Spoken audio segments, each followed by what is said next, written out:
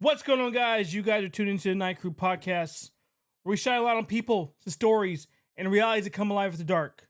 I'm your host, a night shift lifer, a private security vet, and an owner, and someone who has seen the industry from the inside. Tonight, it's a very sensitive subject tonight, and tonight the weight feels heavy. You know, the headlines don't let any of us breathe. Charlie Kirk was assassinated while speaking to young people on a college campus in Utah. A woman murdered while riding the train. And a school in Colorado torn apart by another shooting. All in a span of days. The nights are dark and full of terrors. But this is where we belong. When the streets are empty and the city sleeps, we keep watch, we keep moving, we keep the lights on. Welcome to the Night Crew. Where the world slows down, but the stories never stop. Stay sharp, stay ready, and ride with us till dawn.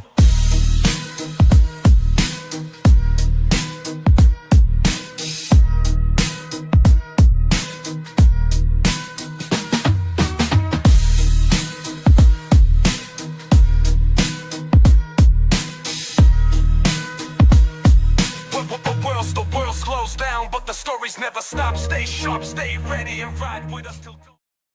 And before I get into it, I want to be with you guys. People hate me for speaking up. Okay. I've exposed people in the industry, and I've also exposed the industry in itself. The shady companies, the untrained guards, the corner cutting that puts lives at risk. And because of that, I've gotten threats sit through my inbox. I've gotten harassed. I've gotten comments. You know what? It tells me that I'm striking a nerve. And if I wasn't telling the truth, nobody would care. If I were just sitting there in line with everybody else, if I would just sit there, another damn security company on Instagram, posting pictures of his stupid cars, posting my guards, then nobody would be angry. Nobody would care. Everybody was like, oh, that's good for you. And this is exactly why I won't stop. Because while they sit behind their screen, while these terrorists sit behind their screen sending threats, I'm out here every night. 20 plus years in the private sector. And I'm making sure anyone that works with me or works under me is also doing it right. You know, it makes you sit back and say, what is happening? Where's the line between normal life and chaos? And what role does private security, people like me, people like you that are in this private sector, have in stopping, slowing, or responding to these type of tragedies? Okay? I don't want to sugarcoat nothing, all right? I'm not here to play politics. I'm here to have an honest conversation from the perspective of someone who has been out there every single night for the past, can't say 20 years, but for the last 13 years. And you're about to hear the truth. It's real and it's urgent. And today, I wasn't going to do this, but we're on Bucked Up Wild Citrus. And let's try it out.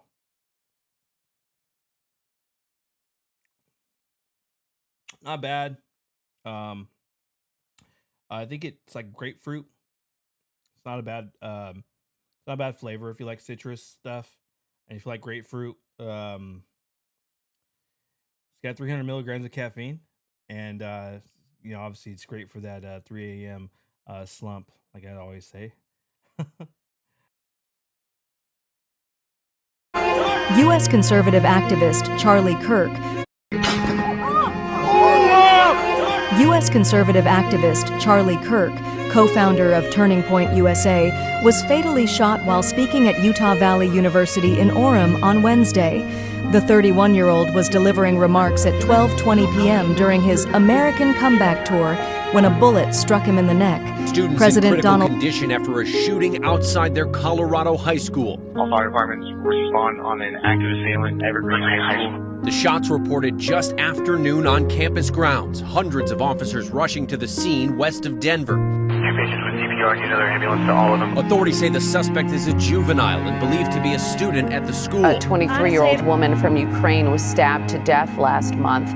But it did happen minutes after she took a seat in front of her alleged attacker, who you see here in that red hoodie. Police say DeCarlos Brown took out a pocket knife and stabbed Irina Zarutska several times. Brown was arrested after stepping off the train and faces first-degree murder. Violence is not new, okay? But the way it keeps showing up feels different. Violence is not new. We see it every day. But recently, just yesterday, it's starting to show up and it's starting to feel a little different. You guys think about a political assassination. Unheard of. Not unheard of. Not far-fetched. But it's something that's not supposed to happen in America anymore. That's something we read in history books, right? Kennedys. Dr. King, Martin Luther King. And now Charlie Kirk in broad daylight on a college campus. Shot by someone who walked in with ill intent to kill.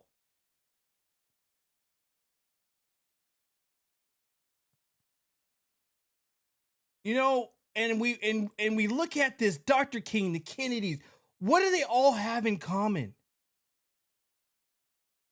If you think about it, when you read these books, you read about the Kennedys dying by the numbers, you read about Dr. Martin Luther King, why did he die? It's because they believed in something and people wanted to silence them. Because they talk too much truth exposing. And it's sparking nerves, and people are getting pissed off and offended. And when people get offended and they see a threat to society, they say, that person's got to go. We look at the woman on the train. Public transit is supposed to be safe. A ride home, a trip to work, a visit with family. Instead, it was her last ride. Let's not ignore the truth. The story got buried by liberals in the media trying to cover it up. If it had been a white man stabbing a black woman on the train, the nation would have erupted. Streets on fire, protests in every city, George Floyd all over again. But because it didn't fit the narrative, they got brushed to the side. Poor old little white lady, foreigner, black guy, got mental health issues. And now all of a sudden we want to say, it's okay. He had mental health problems. But I remember someone else's mental health problems becoming someone else's. And silence is dangerous because it sends messages to some lives that matter more than others. And violence only counts when it's politically useful. And then another school shooting out in Colorado. Another community left asking, how do we send our kids to school, to class, when the classroom itself is dangerous? Violence doesn't care where you're at, where you're located. It doesn't care about your race, your income, or politics. It shows up where people gather, where the vulnerable are. Here in Bakersfield, California, I've seen shades of this. Housing communities plagued with trespassers and break-ins, big events where tempers flare and fights break out, homeless encampments where violence spills into neighborhoods. And the sad truth, sometimes security is the only visible barrier between someone intent on doing harm and the innocent people caught in the middle. What is security supposed to do? At a campus event, the setup should have never been a stage in an open crowd. I know that's what Charlie Kirk wanted. But in the days that we're living in, and I can only imagine the countless threats he has received, you need layers. Controlled entry points, bag checks, roving officers outside, station officers inside. You need overwatch, eyes on the rooftop, stairwells, parking lots. You need a response plan before shots are fired, not after. And let me be really clear here. The shooter wasn't invisible. He wasn't a ghost. People saw him on and recorded him on their camera phones. Getting right up. Yeah. You think he'd already be in place? You would think that. So there's somebody on the roof right there? Just saying. He just ran from over, where's my finger? Whoa. From over there, ran in. And now he's right there. Just saying. On a rooftop. It wasn't Spider-Man. It wasn't Batman. It wasn't Captain America. And they did nothing. Shots run out. Everyone scatters like flies like they always do. And with this assassination, does it sound familiar? You guys remember when they tried to assassinate President Trump before he came in office? Same thing. Shoot on a rooftop. Clear vantage point. Clear line of sight. And yet, here we are again. Have we not learned? Have we not taken the same precautions that are standard whenever a high-profile political figure is speaking? Charlie Kirk was an important figure to this society, whether you liked him or not. He was a Christian man who only spoke truth. Something where Jack Nicholson would say, "You can't handle the truth." You can't handle the truth. And this is exactly the narrative in this situation. They could not handle the truth. And I believe if the Secret Service can lock down rooftops for presidents, why aren't campuses, event organizers, and security teams applying the same thinking for other political speakers, celebrities, or even large community events? High-profile people where people want them to die. Because the threat, at the end of the day, is the same. The vulnerability is the same. The difference is one life is deemed important enough for layered protection while the others are left exposed. And you guys want to know what really makes me furious? How many times do we have to see it before someone decides to finally act? Why do people's deaths have to be an example of what not to do or what we need to do? How many times does security get ignored, underfunded, brushed off until the blood is on the ground and families are left to bury their loved ones? I'm angry because this is preventable. Not always the intent, but the opportunity. Opportunity can be denied if the right eyes are watching. The right barriers are in place if the right people are trained and ready.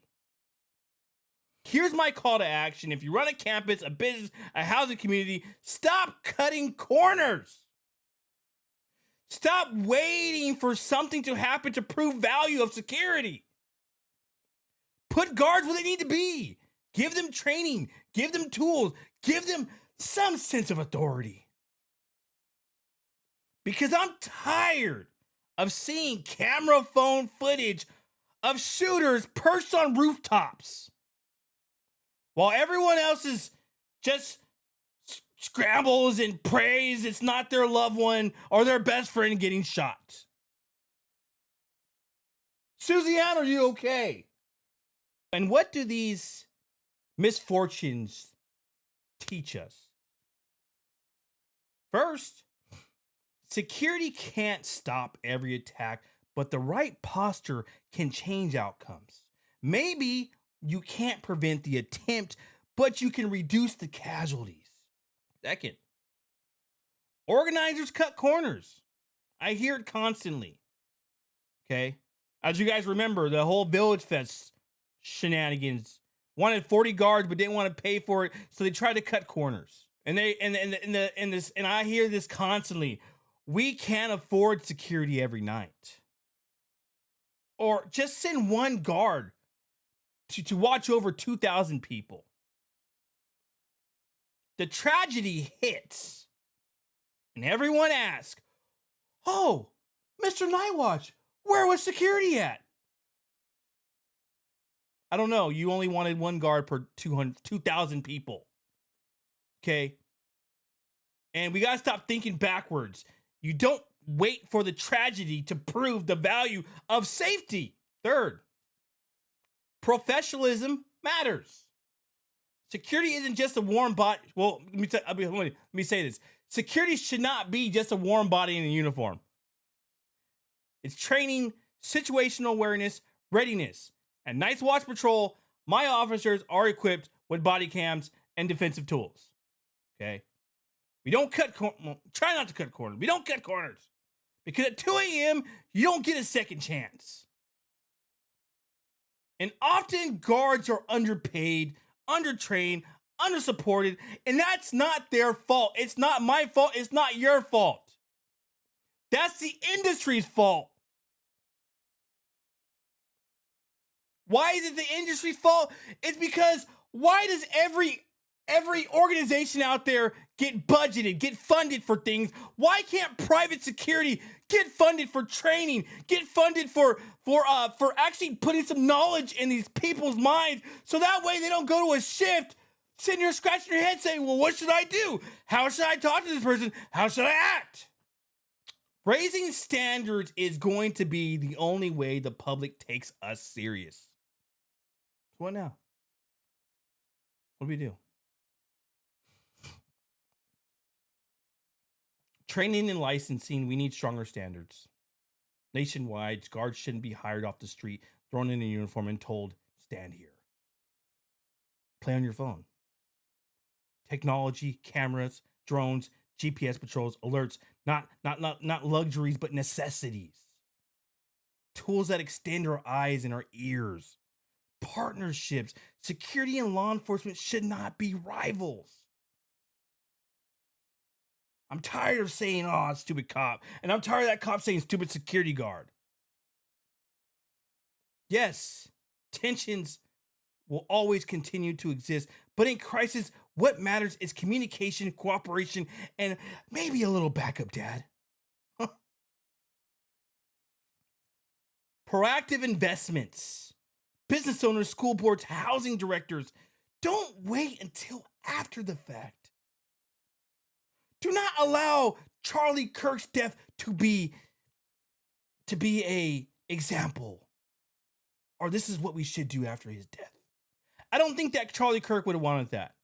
And don't wait until someone dies to realize you need professional security. I saw Charlie Kirk security and I saw 6 guys. In a place of thousands. There were 6 campus police officers. Thousands. You mean to tell me that Charlie Kirk's security team and the campus security did not see a guy dressed in black hopping over rooftops like he's Batman?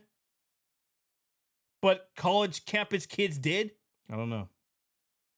I think sometimes we get too lax in our jobs and we say, oh, well, it didn't happen in this school, but it's not going to happen in this school. It's going to happen anywhere. Everywhere we're all targets.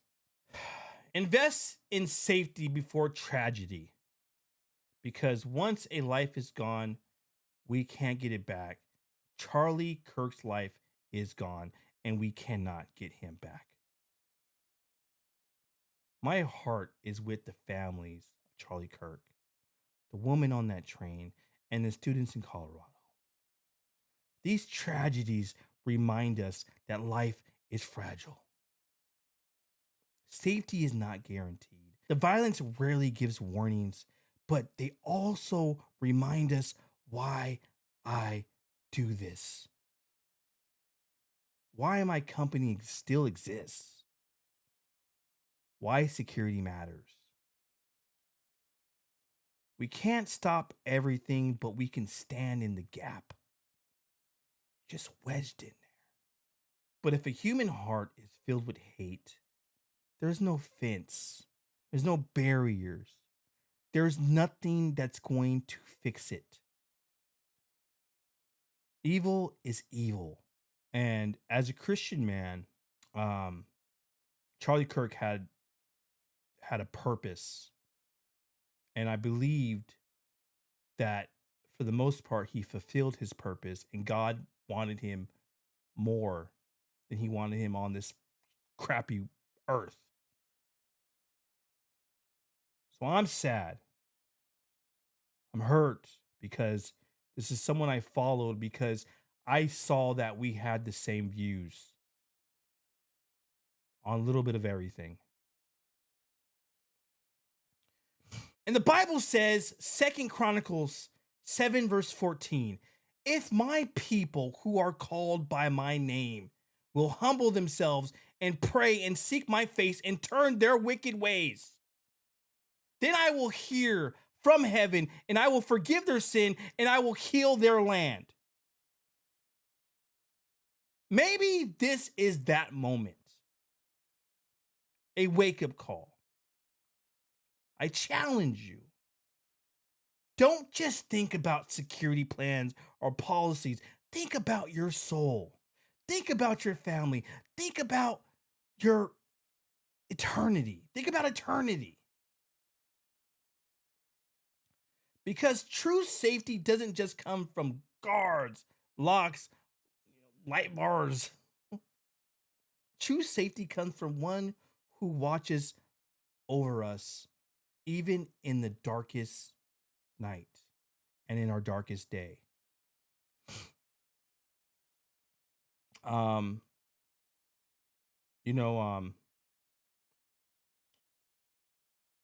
Where we face the darkness, we talk about the hard truth and we fight to make tomorrow safer.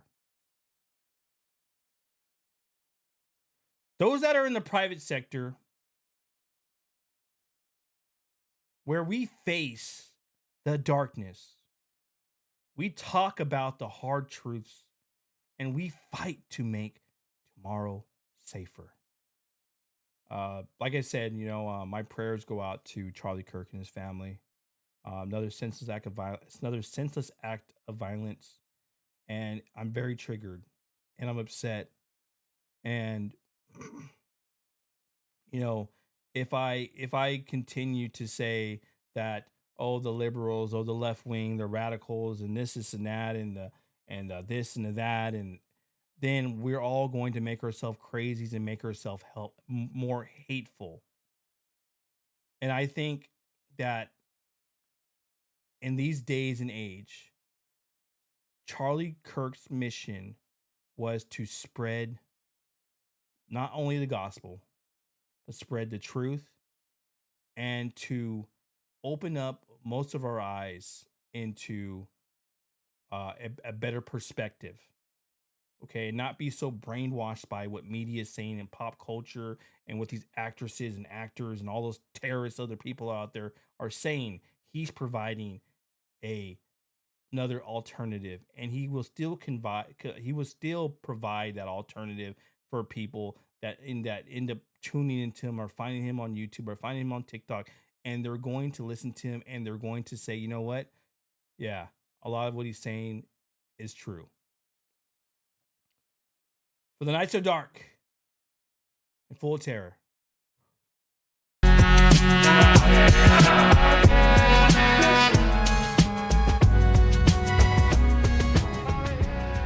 This has been the Night Crew. Stay sharp. Stay safe. I'll catch you on the next ship.